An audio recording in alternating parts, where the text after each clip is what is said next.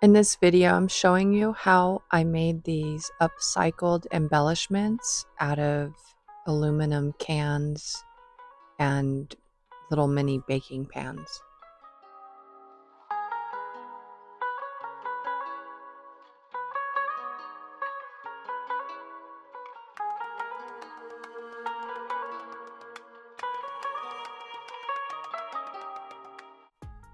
These are the patterns and templates I'm going to be choosing from. You can print these from many places.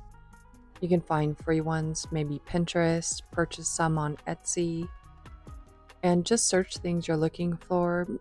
These are examples of sacred hearts, fleur-de-lis, stuff like that. Very carefully cut the can apart. And I should mention in this video, use safety goggles, gloves, any kind of safety tools that you need because these cans and aluminum can be sharp. So just be careful on that. These are some of the tools I'm using. These are some small flat nose jewelry pliers, a bone folder, good scissors, things like that. You want to tape down your medium to your work surface. I'm just going straight on the wood on my desk. You can use a cutting mat or maybe a magazine or something behind it. When you remove the tape, use a tool. Be careful of the sharp edges always throughout the process. These embossing tools are really fantastic. I found these ones on Amazon.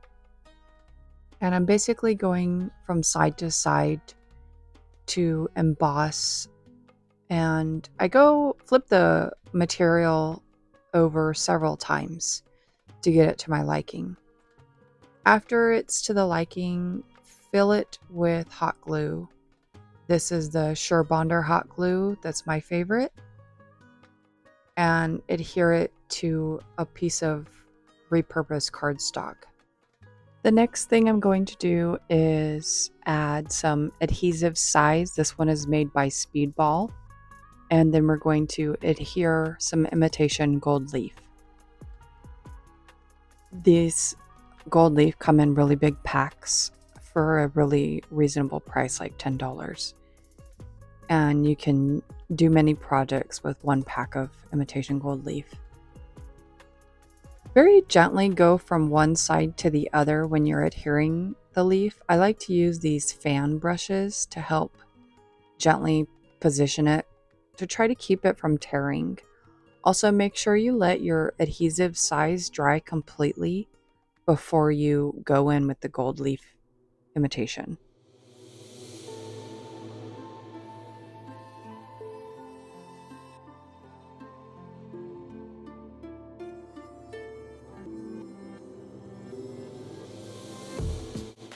This is Annie Sloan's Soft Wax in brown, and I'm using it to seal the imitation gold leaf, but also to darken in the crevices to make it look aged.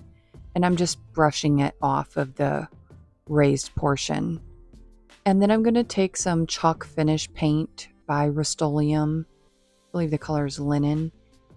And I'm using a flat brush by Plaid to just dry brush the top raised portions of the relief to make it look aged and interesting. This rhinestone kit is fantastic. It came with a wax crayon, 3 tubes of this B7000 glue, and I can't remember how many rhinestones, but it has a variety of sizes.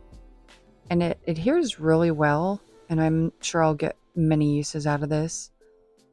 So I'm just daubing on little droplets of glue, about 5 or 10 at a time. And then I'm picking up the rhinestones and laying them down.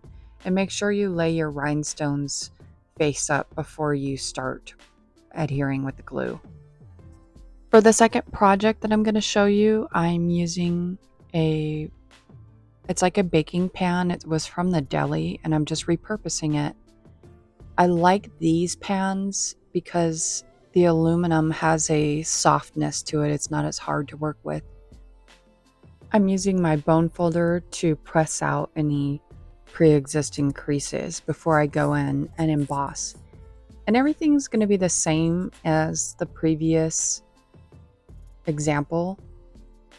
And I should also mention that I use a microfiber cloth throughout the process, and I like to set it down to do the relief on as well. I'm showing you here that I filled the cavity with the hot glue, and because the hot glue, I'm using a base model style glue gun. It typically hardens and dries before I even can finish all the cavities, so I just reheat it with a heat gun. Also, sand the edges in a downward motion gently before you paint.